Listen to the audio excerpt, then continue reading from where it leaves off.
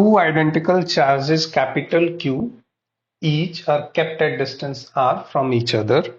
ठीक है, capital Q charge है, दो हैं, एक दूसरे से स्मॉल r डिस्टेंस पर रखे हैं.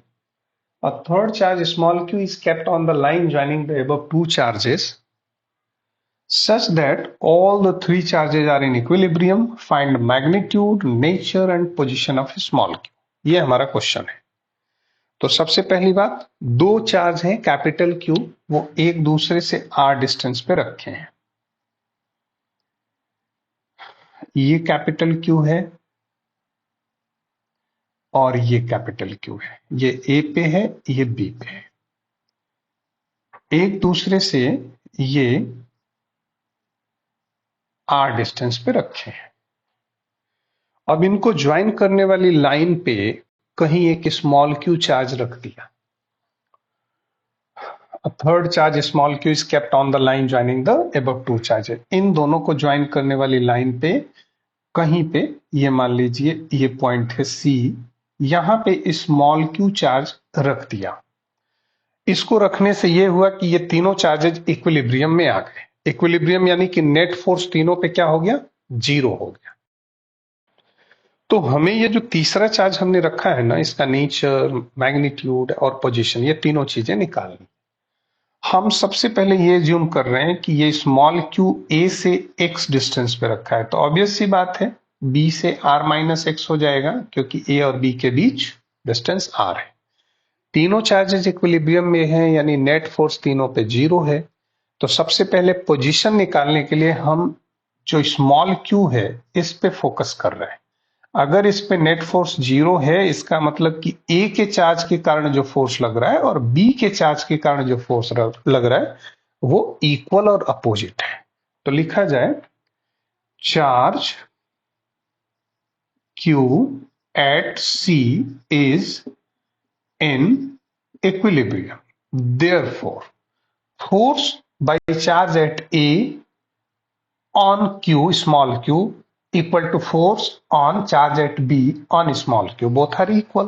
तो ये हो जाएगा K, कूलम्स लॉ लगा रहे हैं, Q1 Q2 बाई, इनके बीच का गैप है x, x square equal to K Q1, B वाले के कारण फोर्स निकाल रहा हूं, Q2 बाई डिस्टेंस है r माइनस x का स्क्वायर. K Q Q दोनों साइड से कैंसिल हो जाएगा, बस ये डिनोमिनेटर बच जाएगा. तो इसका मतलब हो जाएगा x square equal to r minus x का whole square, x equal to r minus x. Minus x इधर आएगा तो twice x equal to r, so x equal to r by 2. इसका मतलब कि हमारा जो स्मॉल q है वो कैपिटल Q जहां रखे हैं उनके बिल्कुल बीच में रखा है, क्योंकि r/2 डिस्टेंस पे रखा है. तो पोजीशन तो हमने निकाल लिया, r/2 मींस बिल्कुल सेंटर में रखा है. पहला पार्ट हो गया, हमने पोजीशन कर लिया. मैग्नीट्यूड, नेचर के लिए हम क्या करेंगे कि या तो A पे या तो B पे नेट फोर्स को जीरो करेंगे. इक्विलिब्रियम है तो नेट फोर्स जीरो ही होगा. तो लिखते हैं in equilibrium net force on charge at A equal to 0.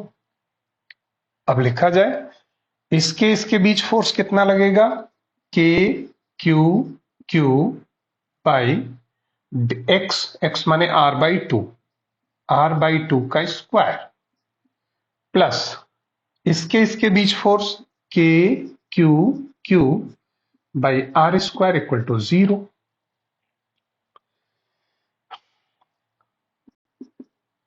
r square by 4 हो जाएगा और 4 ऊपर चला जाएगा, तो ये हो जाएगा 4k q q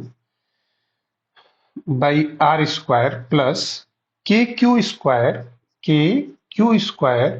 by r square equal to 0. यहां डिनोमिनेटर में जो r/2 था वो r स्क्वायर बाई 4 हो गया, और r स्क्वायर बाई 4 में से 4 ऊपर चला गया है, ये यहां पे 4 चला आया, r स्क्वायर बाई 4 का 4 ऊपर आ गया. अब देखिए इसमें K capital Q by R common हो जाएगा, तो K capital Q by R square common हो गया, तो यहां क्या बचेगा 4 स्मॉल q प्लस यहां क्या बचेगा कैपिटल Q इक्वल टू 0। ये तो जीरो हो नहीं सकता, तो इसी को जीरो करेंगे, तो ये हो जाएगा 4q plus q equal to 0। So q equal to minus q by 4। ये जो वैल्यू है ना, ये दोनों क्वेश्चन का आंसर है, नेचर और पोजीशन, नेचर और मैग्नीट्यूड। ये जो स्मॉल q है वो इन दोनों चार्जेस का 1/4 होगा, और अगर ये दोनों चार्जेस पॉजिटिव हैं तो ये नेगेटिव होगा, और नेगेटिव है तो पॉजिटिव होगा, क्योंकि Q माइनस Q यानी एक पॉजिटिव तो दूसरा नेगेटिव। कैपिटल Q को पॉजिटिव लोगे तो स्मॉल q नेगेटिव आएगा, कैपिटल Q को नेगेटिव लोगे तो स्मॉल q पॉजिटिव। यानी कि स्मॉल q की वैल्यू इन चार्जेस की 1/4 होगी, और इसका नेचर कैपिटल Q जो है उनसे अपोजिट होगा। Thank you.